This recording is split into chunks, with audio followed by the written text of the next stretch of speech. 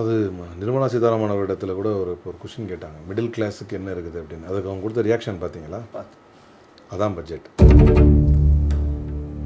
Lyca productions Subaskaran வழங்கும் அனுபமா பரமேஸ்வரன் நடிப்பில் lockdown உங்கள் அபிமான திரையரங்குகளில் வெற்றி நடை போடுகிறது. எலெக்ஷனுக்காகவாவது பீகாரில் கொடுத்தீங்களே, அதே எலெக்ஷனுக்காகவாவது தமிழ்நாட்டில் கொடுங்க தானே கேட்குறோம். சரி, நாடகம் நம்ம சொல்லிட்டோம். பீகாரில் யார் ஜெயிச்சா? நிதிஷ். அப்புறம் உங்கள் வெற்றிக்காகவாவது இந்த மண்ணுக்கு கொடுங்கன்ற அளவுக்கு வந்தாச்சு. பாஜக ஜெயிக்கிறத காங்கிரஸ் விரும்புதா? அப்படியாவது நீங்கள் கொடுப்பீங்கன்னா அப்பவும் நீங்கள் தரமாட்டீங்கிற உங்களுடைய கோர முகத்தை அம்பலப்படுத்துவதற்கு தான் அந்த ட்வீட். நீங்கள் எல்லா ஏடிஎம்கே காரங்களையும் பாருங்களேன், பேசுகிற டோனை ராஜதந்திரமாக அதை பேசி இப்படி சண்டை போட்டுக்கிட்டு இல்லாமல் வாங்க வைக்கணும். ஒரு ஸ்மூத் ரிலேஷன்ஷிப் வந்து உங்களுக்குள்ள இல்லை. இதுக்கு நீ முட்டி போட்டு போங்கன்னு சொல்லிடலாமே. இந்த கட்சி இன்றைக்கு அடிமைப்பட்டு இருக்கிறது என்று சொன்னால் அந்த கட்சி நீங்களும் அதே வாதத்தை தான் முன்வைக்கிறீங்களா? அடிமைன்னு. ஆமாம், பின்ன ஏன் அடிமைப்பட்டிருக்குன்னு தெரிய வேணாமா? அதிமுகக்குன்னு ஒரு இறையாண்மை இருக்கு, ஒரு மாநில சுயாட்சி பேசக்கூடிய கட்சி, அண்ணா பேர்ல இயங்கக்கூடிய கட்சி, அது அடிமையா இருக்கு. நான் வேணா வரலாறு சொல்றேன். ஐஸ்வர்யா கருத்தரித்தல் மையங்களில் ஜனவரி 30 முதல் பிப்ரவரி 5 வரை இலவச ஆலோசனை மற்றும் சிகிச்சைகளில் மாபெரும் சிறப்பு சலுகை. பட்ஜெட் நேற்று தாக்கலாயிருக்கு. ஒரு வரலாற்று சிறப்புமிக்க பட்ஜெட் அப்படின்னு பாஜக தரப்புலேருந்து சொல்றாங்க. ஒரு வளர்ச்சிக்கான பட்ஜெட்னு பிரதமர் மோடி சொல்றாரு. நீங்க எப்படி பாக்குறீங்க இந்த பட்ஜெட்டை? அது நிர்மலா சீதாராமன் அவரிடத்துல கூட ஒரு கொஷின் கேட்டாங்க, மிடில் கிளாஸுக்கு என்ன இருக்குது அப்படின்னு. அதுக்கு அவங்க கொடுத்த ரியாக்ஷன் பார்த்தீங்களா? அதான் பட்ஜெட். அதாவது ஆணவத்தனமான ஒரு அகம்பாவத்தோடு செயல்படக்கூடிய ஒன்றிய அரசு, தன்னை எதிர்த்து யாருமே எந்த கேள்வியும் கேட்டுவிட முடியாது என்கிற நிலைப்பாட்டோடு செயல்படக்கூடிய ஒன்றிய அரசு தாக்கல் செய்திருக்கக்கூடிய எல்லா இடத்திலும் கட்டு இருக்கக்கூடிய ஒரு பட்ஜெட். அதாவது 2025 to 26 ஆண்டுக்கான டோட்டல் எக்ஸ்பெண்டிச்சர் பட்ஜெட் எக்ஸ்பெண்டிச்சர் பார்த்தீங்க அப்படின்னு சொன்னால் 50.65 லட்சமாக இருந்தது. அதுதான் ப்ரப்போஸ்டு. ஆனால் இப்போ வந்து ரிவைஸ்டு எவ்வளோன்னு பார்த்தா இப்போ இந்த வருஷம் இப்போ பட்ஜெட் பார்க்கும்போது ரிவைஸ்டு பார்க்க முடியும். ரிவைஸ்டு பார்த்தீங்கன்னா 49.6. அப்போ வந்து துண்டு எவ்வளோ வருது? கட் வெல்ஃபேர், அதே மாதிரி கட் எக்ஸ்பெண்டிச்சர். டோட்டல் பட்ஜெட்டில் வந்து கட்டு எவ்வளோ அப்படின்னு பார்த்தீங்கன்னா 1,05,3 கோடி கட்டு. அதே மாதிரி கேபிட்டல் எக்ஸ்பெண்டிச்சரில் கட்டு எவ்வளோன்னு பார்த்தீங்கன்னா 11.31 lakh crores. அதனுடைய ரிவைஸ்டு எவ்வளோன்னு பார்த்தீங்கன்னா 11 lakh crores. அப்படின்னா அதோடைய கட்டு வந்து 1,44,376 crores கட்டு.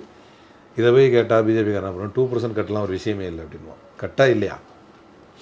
அப்போ உங்களுடைய பட்ஜெட் என்பது இந்த தேசம் வந்து சரிந்து கொண்டு இருக்கிறது.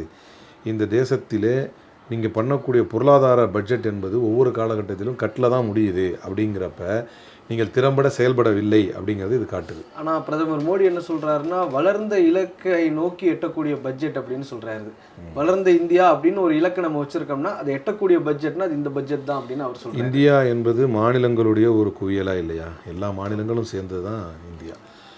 ஆனால் இவர்கள் வந்து அந்த ஆங்கிளுக்கு வருவோம். வளர்ச்சி என்பது சுதந்திரம் எல்லா மாநிலத்துக்கும் ஒரே நேரத்தில் தான் கிடைச்சிது இல்லையா? சில மாநிலங்கள் மாகாணங்களாக இருந்தப்போ சில மிலிட்ரி இன்வேஷன்ஸ் தேவைப்பட்டுச்சு. அதை முடித்து எல்லாமே ஒரே மாநிலமாக வந்துட்டோம். அப்போ இது வளர்ச்சியை நோக்கியதா அல்லது உங்களுடைய ஆட்சியை தக்க வைத்து கொள்வதற்கான இலக்கை நோக்கியதா?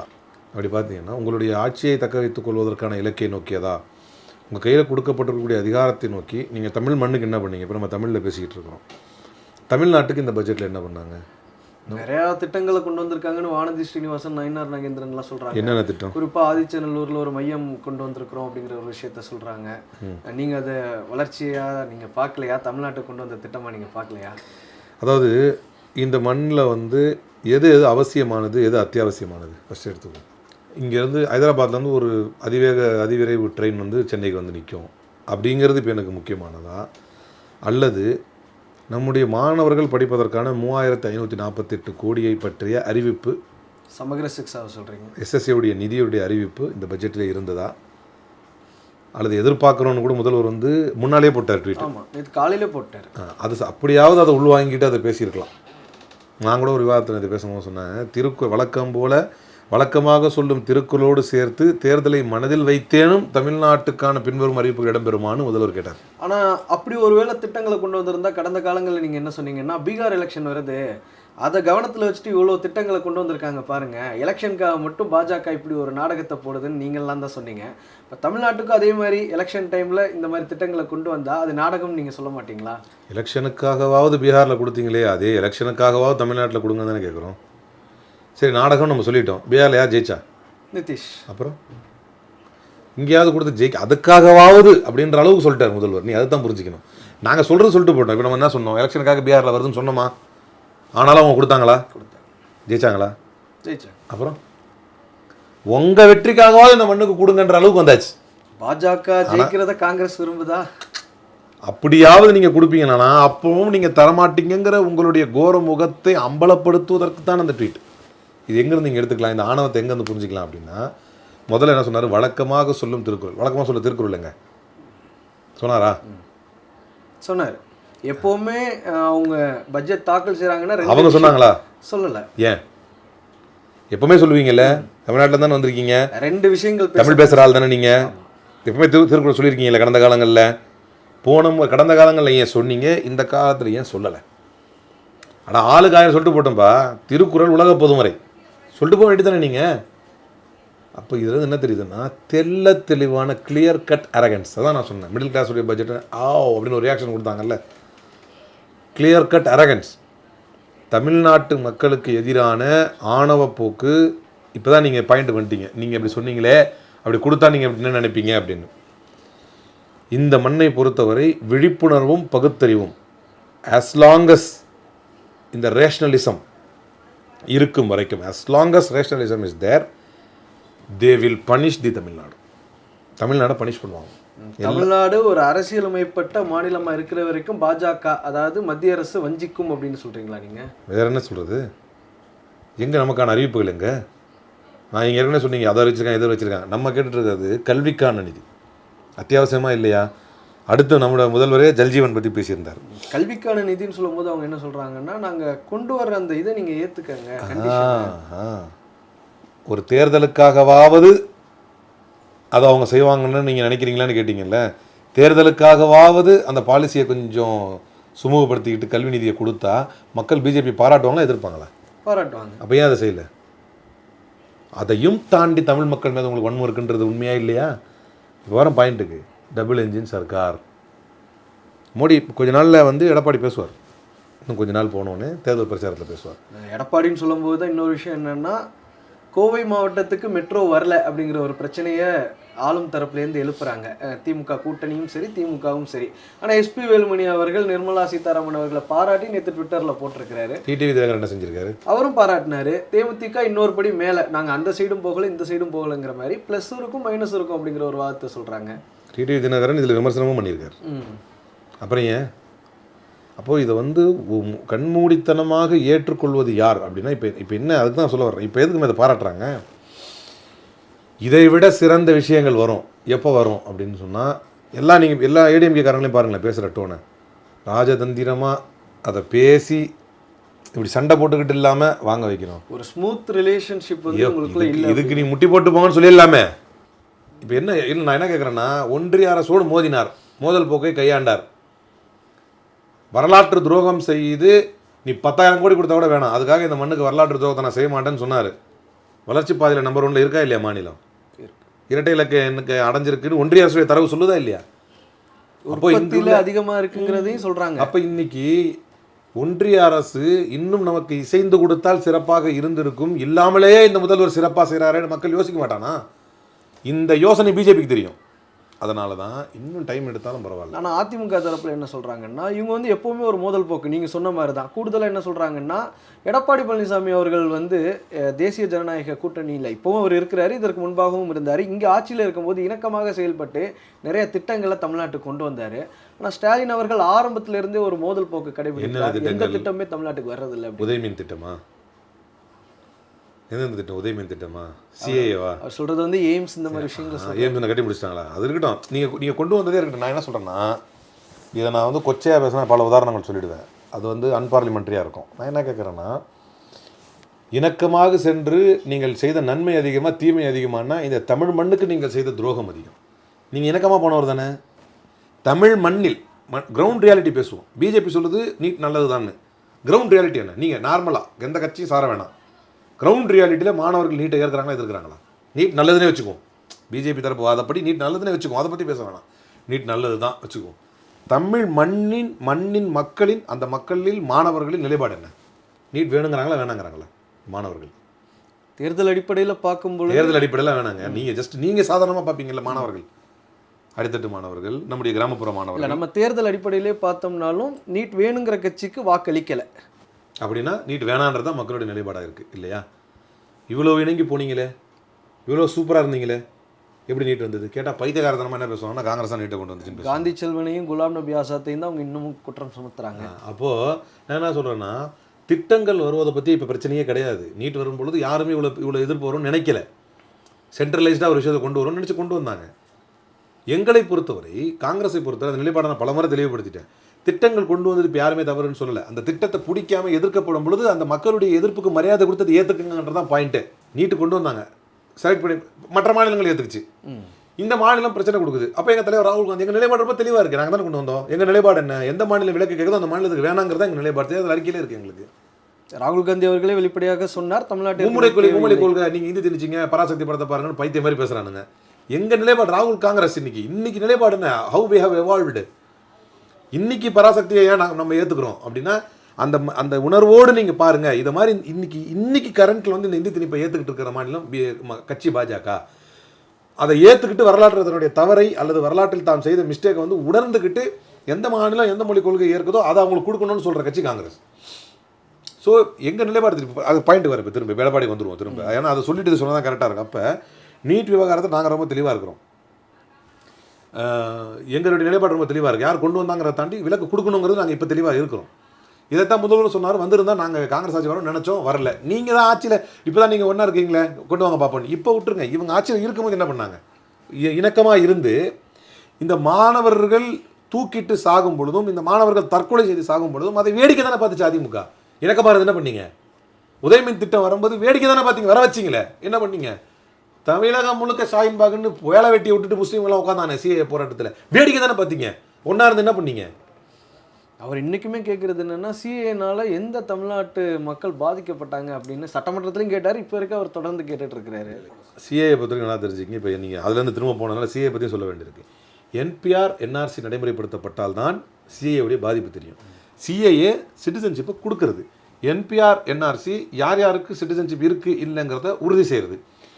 ஒரு கால் என்பிஆரோ ஒரு கால் என்ஆர்சியோ நேஷ்னல் ரெஜிஸ்ட்ரேஷன் அந்த சர்டிஃபிகேட் வந்தோ அல்லது வந்து நேஷ்னல் பாப்புலேஷன் ரெஜிஸ்ட்ரி எடுத்தாலோ அப்போ இந்த ஆவணங்களை கொண்டு வந்து கொடு, அப்போ தான் நீ வந்து தெளிவானவன் தெரியும். என்பிஆர் என்ஆர்சி நடைமுறைப்படுத்தப்பட்டால் யார்கிட்ட குடியுரிமை இருக்குது யார்கிட்ட இல்லை அப்படின்னு ஆயிரும். இப்போ இருக்கிறவன் பிரச்சனை இல்லை, இல்லைன்னு ஆகிறவன் இஸ்லாமியன் இருப்பான், இஸ்லாமியன் அல்லாதவன் இருப்பான். இப்போ சிஏஏ இருக்கு இல்லையா, சிட்டிசன்ஷிப் அமெண்ட்மெண்ட் ஆக்ட் தான் வந்து உங்களுக்கு குடியுரிமை கொடுக்கும். அந்த குடியுரிமை கொடுக்குற சட்டத்தில் இஸ்லாமியர்களுக்கு இடம் இல்லை. இந்த பைத்தியகாரத்தனத்தை பொதுமக்கள்கிட்ட கொண்டு போய் சேர்க்கறது இவனுக்கு தெளிவாக இருக்கிறானு. மக்களுக்கு இவ்வளோ விவரம் தெரியாது, சிஏயால் யாருக்கு பாதிப்பு? சிஏஏ நடைமுறைப்படுத்தப்பட்டுருச்சு. இப்போ என்ன, யார் இஸ்லாம் அல்லாத யார் வேண்டுமானாலும் போய், முஸ்லீம் அல்லாத யார் வேண்டுமானாலும் போய் இத்தனை ஆண்டுகள் நான் இங்கே இருக்கிறேன், எனக்கு வந்து குடியுரிமை கொடுங்கன்னு கேட்டு வாங்க முடியும். முஸ்லீம்கள் வாங்க முடியாது. இதுவே பாதிப்பு தானே. இப்போ இதான் இந்த ஸ்டேஜில் இது பாதிப்பு. எல்லாருக்கும் கிடைக்கிற ஒரு வாய்ப்பு முஸ்லீமுக்கு கிடைக்காது. இந்த ஸ்டேஜில் இது பாதிப்பு. என்பிஆர் என்ஆர்சி நடைமுறைப்படுத்தப்பட்டால் குடியுரிமை எல்லாருக்கும் பறிக்கப்படும். யார் யாரெல்லாம் முறையான தரவுகள் இல்லையோ எல்லாத்தையும் பறிக்கப்படும். முஸ்லீமும் பறிக்கப்படும், இந்து பறிக்கப்படும், கிறிஸ்தவத்தை பறிக்கப்படும். ஆனால் முஸ்லீமுக்கு மட்டும் சிஏஏ பயன்படுத்தி திரும்ப கிடைக்காது. என்பிஆர் என்ஆர்சி நடைமுறைப்படுத்தப்பட்ட ஒரு சிஏஏல தான் நீங்கள் இந்த முழுமையான பாதிப்பை பார்க்க முடியும். இப்போ என்னென்னா கிடைக்கலைங்கிற பாதிப்பு மட்டும் தான் பார்க்க முடியும். ஏதோ இதான் விளக்கம். ஸோ இதுதான பாதிப்பு. இந்த பாதிப்பு இல்லைன்னு மறுக்க சொல்லுங்கள். எடப்பாடி பழனிசாமி உண்மையிலேயே தான் முதல்வராக இருப்பதற்கு தகுதியுள்ளவர் என்பதை நிரூபிப்பதற்கு திராணி இருக்கிறது என்று சொன்னால் நான் சொன்ன இந்த விஷயத்தை இல்லைன்னு மறுக்க சொல்லுங்கள். அப்போது இது ரொம்ப விளக்கம் வேணாம். சிஏஏக்கலாம் இவ்வளோ மக்கள் போராடினாங்க, இது பண்ணாங்க, அதுக்கு இது பண்ண தெரியல. இடையில தான் நிலைப்பாடை மாற்றினாங்க. கொஞ்சம் நாங்கள் பிஏபி வெளியே வந்துன்னு சொன்னோடனே முஸ்லீம்களுக்கு பொய்யான வாக்குறுதி அப்போ ஏன் கொடுத்தாங்க, நாங்கள் கொஞ்சம் அதை திரும்ப வாங்கிறதுக்கான வழிவகை பார்ப்போம் அப்படின்னு ஏன் சொன்னாங்க? தெரியும் அவங்களுக்கு. இதெல்லாம் வந்து உள்ளங்கை நெல்லிக்கனியாக அவருக்கு எல்லாமே தெரிஞ்ச விஷயங்கள் தான். எனவே இவர் இணக்கமாக இருந்து இந்த மண்ணுக்கு துரோகம் செய்தது நிறையவா, இணக்கமாக இருந்து நன்மை செய்தது நிறையவான்னா துரோகம் தான் நிறைய செய்தார். அப்போ இணக்கமாக இருந்து இவர் என்னென்னலாம் நன்மை செய்தார், என்னென்னலாம் வந்து இந்த மக்களுக்கு சிறப்பாக கொண்டு வந்தார்? இவர் இணக்கமாக இருந்ததனால்தான் ஒன்றிய அரசோடு நட்பாக இருக்கக்கூடிய வேதாந்தாவிற்காக துப்பாக்கிச்சூடு நடந்தது. இவர் இணக்கமாக இருந்தார். இவர் இணக்கமாக இருக்கிற வரைக்கும் இந்த தமிழ் மண்ணிலே பாஜகவுடைய நேரடி ஆட்சி நடந்தது. இந்த மாநிலத்தில் அதே மாதிரி வக்ஃப் அமெண்ட்மெண்ட் ஆக்டில் இவருடைய நிலைப்பாடு என்ன, இவங்க நிலைப்பாடு என்ன, இவங்க இணக்கமாக இருக்கிறாங்க, இவங்களுடைய நிலைப்பாடு என்ன, அதில் மாறுபட்டு தான் இருக்குது. இவங்க வந்து பிஜேபிக்கு ஆதரவாக தான் இருக்கிறாங்க. இப்போது இல்லை, அவங்க பொதுவாகவே நம்ம சிஏலே பார்த்தோம்னா 2 ஸ்டாண்ட் எடுத்தாங்க. பார்லிமெண்ட்டுக்குள்ளே ஒரு ஸ்டாண்ட் எடுக்கிறாங்க, வெளியில் பேசும்போது ஒரு மக்களை ஏமாத்துறதுக்கு எல்லாம் தலாக்லையும் ஒரு அப்படித்தான் இருக்கு. அப்போ இதுதான் நான் என்ன சொல்கிறேன்னா, இணக்கமாக இருந்து என்ன கொண்டு வந்தீங்க அப்படின்னா இவங்க வந்து இது இப்போ இல்லைங்க. நான் இப்போ கிளாரிஃபை பண்ணுறேன். பிஜேபியுடைய நோக்கம் வந்து ரொம்ப தெளிவு. என்னென்னா டைம் பீயிங், காலம் போக போக போக மக்கள் மத்தியிலே ஒரு பேச்சு உருவாக வேண்டும். இணக்கமாக இருந்தால் கிடச்சிருக்கோம், இந்த பேச்சை உருவாக்க வேண்டும். இது எதுலேருந்து வருது அப்படின்னா, நீங்கள் தானே கடந்த காலங்களில் சொன்னீங்க 2004 to 2013 பாருங்கள், தமிழ்நாட்டுக்கான பொற்காலம், அத்தனை பேர் மத்தியில் அமைச்சராக இருந்தாங்க, நிறையா திட்டங்களை வாங்கி கொடுத்தாங்க, திமுகவும் காங்கிரஸும் இணக்கமாக இருந்ததுன்னு. உங்ககிட்டேருந்து அந்த விஷயத்தை எடுத்துக்கிட்டாங்கன்னு நீங்கள் பார்க்கலையா? ஓகே, இப்போ எத்தனை பேர் இங்கேருந்து மத்திய அரசத்தில் அமைச்சராக இருக்காங்க தமிழ்நாட்டிலேருந்து? எல்முருகன், ஜெய்சங்கர், நிர்மலா, ஏடிஎம்கேலேருந்து. ஏடிஎம்கே அமைச்சரவை நீங்கள் சொன்னது திமுகலேருந்து இல்லையா? ஏடிஎம்கேலேருந்து எத்தனை பேர் அமைச்சராங்க ஃபஸ்ட்டு. ரெண்டாவது, திமுக கட்சி 3ஆக நாங்கள் தான் பிரித்தோமா, 4ஆக பிரித்தோமா திமுகவை? ஆராசாவுக்கு 1, இவருக்கு 1, டிஆர்பி ராஜாவுக்கு 1, இவருக்கு 1, 4 நாளாக கொடுத்து இவங்களை எல்லோரும் பலகீனப்படுத்தணுமா? தயவுசெய்து நல்லா புரிஞ்சுக்குங்க. இந்த கட்சி இன்றைக்கு அடிமைப்பட்டு இருக்கிறது என்று சொன்னால் அந்த கட்சி, நீங்களும் அதே வாதத்தை தான் முன் வைக்கிறீங்களா அடிமைன்னு? ஆமாம், பின்ன ஏன் அடிமைப்பட்டிருக்குன்னு தெரிய வேணாமா? அதிமுகக்குன்னு ஒரு இறையாண்மை இருக்குது, ஒரு மாநில சுயாட்சி பேசக்கூடிய கட்சி, அண்ணா பேரில் இயங்கக்கூடிய கட்சி, அது அடிமையாக இருக்குன்னு. சரி, நான் வேணால் வரலாறு சொல்கிறேன். தமிழ் மக்கள் டிடிவி தினகரன் ஆர்கே நகர் தொகுதியில் நின்றப்ப திமுகவுக்கு 3வது இடத்தை கொடுத்துட்டு டிடிவிக்கு வந்து ஃபஸ்ட் இடம் கொடுத்து ஜெயிக்க வச்சாங்க. திமுக டெபாசிட் இழந்தது. ஏன்? பிஜேபியை கடுமையாக எதிர்த்தார், அதிமுகவை கடுமையாக எதிர்த்தார். அதிமுக கடுமையாக எதிர்த்தார், எடப்பாடி பழனிசாமி அவர்களை எதிர்த்தார். ஓகே, பிஜேபி ஏன் அவர் எதிர்த்துச்சு? அவர் கட்சியில் ஒரு பெரிய தலைவராக வரக்கூடாது அப்படிங்கிற. இப்போ ஏன் திரும்ப போய் சேர்ந்தார்? இப்போ அவராதானே சார் போய் சேர்றாரு. அதான் அடிமை. ஒருத்தன் உணர்வு கொண்டு எதிர்க்கிறான், பிறகு காரணமே இல்லாமல் சமாதானம் ஆகிறான்னு அவனுக்கு பேர் தான் அடிமை. அப்போ எனக்கு நீங்கள் அடிமையாக மாறுங்கள் என்று வலியுறுத்தப்பட்ட போது அந்த கும்பலில் ஒருத்த மட்டும் அடிமையாக மறுத்தான், அவன் பிஜேபியை எதிர்த்தான். மக்கள் அவனை ஆதரித்து, நீ என்னடா எதிர்க்கிறது, நீ எதிர்த்தனா அவனை ஓட்டு போடுவோம் அப்படின்னு ஆக்குனாங்க. அதற்கு பின்னர் அவன் கொஞ்சம் கொஞ்சமாக சமாதானமாகி சமரசமானான். அப்படி சமரசமாகி சமாதானமாகிற போதெல்லாம் அவன் தோற்றான். இப்போ மக்கள் மன்றத்தில் நம்ம தோத்துட்டோம், வேறு வழி இல்லாமல் நம்ம வந்து அட்ரஸ் இல்லாமல் போயிடக்கூடாது, சமரசமாக நம்மளும் மற்றவர்கள் மாதிரி அடிமையாக மாறலாம். நீங்கள் அப்படி நினைக்கிறீங்க? நான் சொல்லிதான் தர்மயுத்தம் நடத்தினார் என்று துக்ளக்ல வந்து குருமூர்த்தி சொன்னாரு, இல்லைன்னு ஓபிஎஸ் மறுத்தாரா? அதுக்கு பேர் என்ன? ஓபிஎஸ் அவர்கள் என்ன சொல்றாருன்னா, தர்மயுத்தம் நடத்த சொன்னது குருமூர்த்தி இல்லை, மனோஜ் பாண்டியன் வைத்தியலிங்கம்னு புது ஒரு விஷயத்த சொல்றாரு. அவங்களுக்கு யார் சொன்னது? அவங்களுக்கு குருமூர்த்தி மூலமா வேற. சரி, அதனால என்ன கிடைச்சது? இருந்த ஆட்சி 4 5 அந்த சிந்தையா இதாகலையா, உடஞ்சி சுக்குநூறாக மாறலையா? இப்போ நம்ம இது வந்து உள்ளங்கை நெல்லிக்கை. இந்த வார்த்தையை வந்து நம்ம எதுக்கு சொல்கிறோம் அப்படின்னா, அவர்களை இழிவுபடுத்துறதுக்காக சொல்ல, அந்த செயலுக்கு அதான் அர்த்தம். அப்போ ஒன்றிய அரசோடு இணக்கமாக இல்லாமலும், அந்த வார்த்தையை தப்புங்க. முதல்ல ஒன்றிய அரசு செய்யக்கூடிய மாநில உரிமைகளுக்கு எதிரான செயல்களை நெஞ்சுறுதியோடு எதிர்த்து கொண்டு மாநில அரசை வந்து வெற்றி பாதைக்கு அழைத்து செல்லக்கூடிய முதல்வரை விட இந்த இந்தியாவை தலை சிறந்த முதல்வரை பார்க்க முடியாது. அப்போ இவங்க அதான் சொல்கிறேன், என்ன செய்தியை காட்ட வராங்க?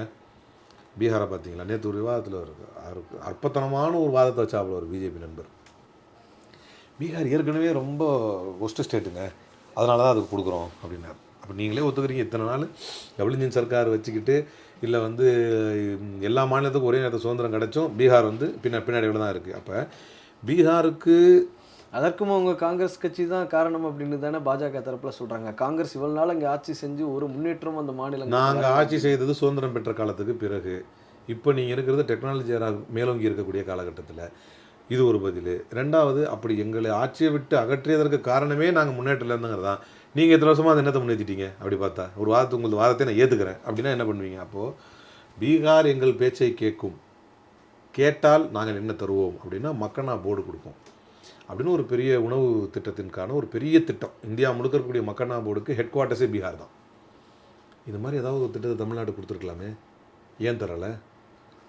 அதே மாதிரி க்ரீன்ஃபீல்டு ஏர்போர்ட், பாட்னாக்கு பக்கத்தில் வந்து ஒரு க்ரீன்ஃபீல்டு ஏர்போர்ட் ப்ராஜெக்ட் கொடுத்தாங்க. அந்த மாதிரி ஏதாவது ஒரு சின்ன திட்டத்தையாவது தமிழ்நாட்டுக்கு கொடுத்து தேர்தலுக்காக வேண்டியாவது கொடுத்துருக்கலாமே. உண்மையான தமிழ்நாடு மக்களோட பிரச்சனையை அட்ரஸ் பண்ணல அப்படிங்கிறீங்களா அந்த பட்ஜெட் மூலமாக? அத்தியாவசிய பிரச்சனை ஜல்ஜீவன் மிஷன் இருக்கு. ஜல்ஜீவன் மிஷன் என்பது adequate and clean water in rural areas. ஒரு மாநிலத்தில் போதுமான சுத்தமான தண்ணீரை கிராமப்புறங்களிலே உறுதி செய்யக்கூடிய திட்டம் தான் ஜல்ஜீவன் மிஷன். அதற்கான 3112 கோடி நிதி இன்னும் அப்படியே நிறுத்தி வைக்கப்பட்டிருக்கிறது. நமக்கு சேர வேண்டிய நிதி. இதற்கான அறிவிப்பு இல்லை, குடிக்கிற தண்ணிக்கான அறிவிப்பு இல்லை, கற்கிற கல்விக்கான அறிவிப்பு இல்லை. மற்றபடி நீங்கள் என்ன அடிப்படை வசதிகள் இல்லாத அடிப்படை விஷயங்களை வந்து அட்ரஸ் பண்ணாத ஒரு பட்ஜெட் எதுக்குன்னு கேட்குறேன். வேளாண் நலன் சார்ந்த பட்ஜெட்டாக இருக்குன்னு நயினார் நாகேந்திரன் சொல்கிறாரு. அக்ரிகல்ச்சர்னு ஒரு வார்த்தை கூட பேசலை தெரியுமா உங்களுக்கு? யோகேந்திர யாதவ் இருக்காரு, அந்த பீகாரில் வழக்கு போட்டார். அவர் ஒரு வார்த்தை சொன்னார் சூப்பராக, அவர் ஒரு ட்வீட்டில் சூப்பராக சொல்லியிருந்தார். இதுதான் இந்திய சுதந்திர வரலாற்றிலேயே முதல் budget. The 2026 budget sends a clear message. Villages, farmers, agriculture are now completely outside the government's priority. அவருடைய ட்வீட் ரொம்ப அருமையான. ஏன்னா இது எது வார்த்தையிலுமே இல்லை. அதில் விவசாயி, நீர்ப்பாய்ச்சல், உரம், அதுக்கப்புறம் பணியாளர்கள், விவசாய பணியாளர்கள், இந்த 4 வார்த்தையும் இல்லாத இந்திய சுதந்திர வரலாற்றின் முதல் பட்ஜெட் இது. இனத்தை வேளாண்லேருந்து பெருசாக அதில் ஒரு ஹைலைட் என்னென்னா, அதில் ஒரு அவங்க வாசகம் ஒன்று சொன்னாங்க. இன்னொரு விஷயத்தையும் கூட சொன்னாங்க, விவசாயிகளோட வருமானத்தை ரெட்டிப்பாக்குறதுக்கான முயற்சி எடுப்போம் அப்படிங்கிற விஷயத்த கூட சொல்லியிருந்தாங்க. இது எத்தனை வருஷமாக சொல்லிட்டு வராங்க. 2 கோடி வேலை வாய்ப்பு மாதிரி தான் இது. ரெட்டிப்பாக்கு இது ஏற்கனவே நரேந்திர மோடி சொன்னது தான், இவங்க சொன்னது தான். To further enhance competitiveness in coconut production. இது நீங்கள் விளக்கம் தெரிஞ்சால் நீங்கள் தான் சொல்லணும். கோகனட் ப்ரொடக்ஷனில் அதை என்ஹான்ஸ் பண்ணுறதுக்காக, அதனுடைய காம்படிட்டிவ்னஸை, அதனுடைய போட்டித்தன்மையை வந்து அதிகப்படுத்துவதற்காக I propose coconut promotion scheme. சரியா? To increase production and enhance productivity. Increase production, enhance ப்ரொடக்டிவிட்டினா என்னென்னு எனக்கு தெரியல, ரெண்டு ஒன்று தான் நினைக்கிறேன். Increase production, enhance productivity through various intervention including replacing non productive trees with new saplings or plants or varieties in major coconut growing states. இது வந்து ஒரு பட்ஜெட்டில் இவங்க வாசிக்கிறாங்க. இளநீர் கொடுக்காத மரங்களை, அதற்கான மரங்களை வச்சு நான் கோகோனட் க்ரோயிங் ஸ்டேட்ஸில் வந்து இந்த மாதிரி நாங்கள் கொண்டு வருவோம். Promotion, production, productivity, competitive coconut schema. இப்படியெல்லாம் கிறுக்குத்தனமான ஒரு பட்ஜெட்டை வாசித்து, வெறும் ஒரு ரெட்டோரிக்காக வாசித்து, உலகம் முழுக்க நின்று கொண்டு இன்றைக்கி ட்ரம்ப் சொல்கிற மாதிரி தான், இந்தியா இனிமேல் வந்து வெனிசுலாட்டு தான் ஆயில் வாங்குவோம். எவ்வளோ பெரிய அவமானம் தெரியுமா இந்த தேசத்துக்கு? நாங்கள் எங்கே ஆயில் வாங்கணும்னு என்னடா நீ சொல்லிக்கிட்டு இருக்கிற? எயின்ஸ்டைன் கூட இருந்தால் நேரு, எப்ஸ்டைன் கூட இருந்தால் மோடிங்கிறான். இன்றைக்கி இந்த மண்ணை அவ்வளோ ஒரு அதல பாதாளத்திற்கு மோசமான நிலைக்கு தள்ளியதை தவிர நரேந்திர மோடி அன்கோ எந்த நன்மையும் செய்யவில்லை. அரசமைப்பு சட்டத்துக்கு எதிராக ஒரு ஆட்சியை நடத்துகிறார்கள். டபுள் என்ஜின் சர்க்கார் என்பது ஒரு centre cannot discriminate among the states in terms of ruling. நாங்கள் இங்கே ஆட்சி பண்ணிகிட்டு இருக்கிறோம், எங்கள் ஆட்சி அங்கே இருந்தால் அவ்வளோ நல்லாயிருக்கும் அப்படின்னு சொல்கிறது அரசமைப்பு சட்டத்துக்கு எதிரானது. ஆனால் அந்த வார்த்தையை தொடர்ந்து பேசுகிறார்கள். எங்களுடைய பேச்சுக்கு கட்டுப்பட்டு வந்தால் ஆந்திராவிற்கு நாங்கள் என்னெல்லாம் கொடுப்போம் அப்படின்னு சொல்கிறாங்க. எங்களுடைய பேச்சு கட்டுப்பட்டு வந்தால் 15,000 கோடியில் வந்து டெவலப்மெண்ட், அமராவதிக்கான டெவலப்மெண்ட் பிளான் கொடுப்போம்.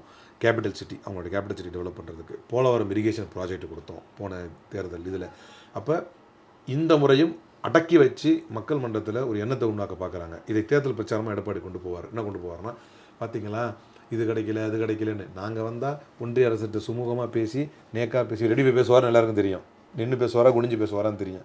அப்போ பேசி தனிப்பட்ட தாக்குதலில் ஏன் இறங்கணும்? அவர் குனிஞ்சு தான் பேசுகிறாரு. தனிப்பட்ட தாக்குதல் நான் பேசவே இல்லையே. அவர் குனிஞ்சு தான் பேசுவார். நிமிர்ந்து பேசி பார்த்துருக்கீங்களா? அப்போ இப்படி பேசி நான் வந்து எஸ்எஸ்சியோடைய நிதியை வாங்குவேன், நான் வந்து சுமூகமாக பேசி நமக்கு வர வேண்டிய ஜல்ஜீவன் மிஷனுடைய பணத்தை வாங்குவேன், நமக்கு பேசி அந்த 50% கான்ட்ரிபியூஷனை வந்து வாங்குவேன், நமக்கு பேசி கோயம்புத்தூர் மதுரைக்கான மெட்ரோவை வந்து வாங்குவேன். இப்படின்னு தேர்தல் பிரச்சாரத்தை வைப்பதற்குத்தான் இப்போ இதை செய்கிறாங்க.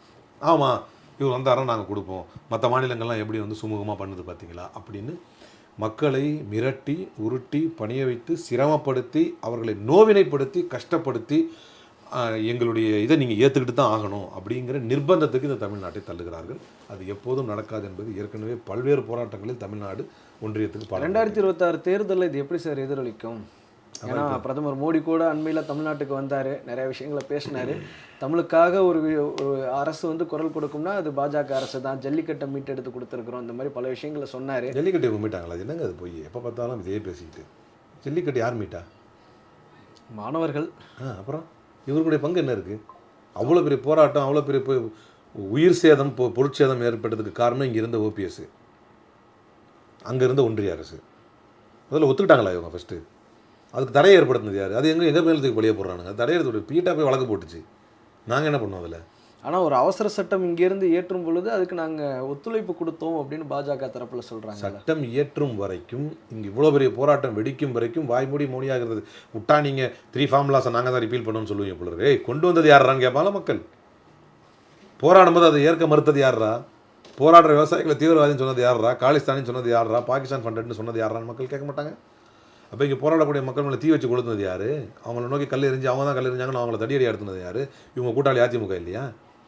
எல்லாத்தையும் மக்கள் பார்த்துக்கிட்டு இருக்கிறாங்க. அதிமுகவை வந்து நம்ப முடியாது, அது வந்து அடித்தட்டு இல்லாத சொம்பு மாதிரி இப்படி சுற்றிக்கிட்டே தான் இருக்கும், தட்டு முறையாக கீழே கிடையாது என்பதை மக்கள் உணர்ந்திருக்கிறார்கள். அதிமுகவிற்கும், அதாவது என்டிஏ தலைமையிலான, விஜய் இன்னைக்கு சொல்லியிருக்காருல, என்டிஏ தலைமையிலான இதர கட்சிகள் அப்படின்னு சொல்லியிருக்காங்க. அது மாதிரி என்டிஏ தலைமையிலான பாஜக தலைமையிலான இதர கட்சிகளை மக்கள் நிச்சயமாக புறக்கணிப்பார்கள். ஐஸ்வர்யா கருத்தரித்தல் மையங்களில் ஜனவரி 30 முதல் பிப்ரவரி 5 வரை இலவச ஆலோசனை மற்றும் சிகிச்சைகளில் மாபெரும் சிறப்பு சலுகை. லைகா புரொடக்ஷன்ஸ் சுபாஸ்கரன் வழங்கும் அனுபமா பரமேஸ்வரன் நடிப்பில் லாக்டவுன் உங்கள் அபிமான திரையரங்குகளில் வெற்றி நடை போடுகிறது.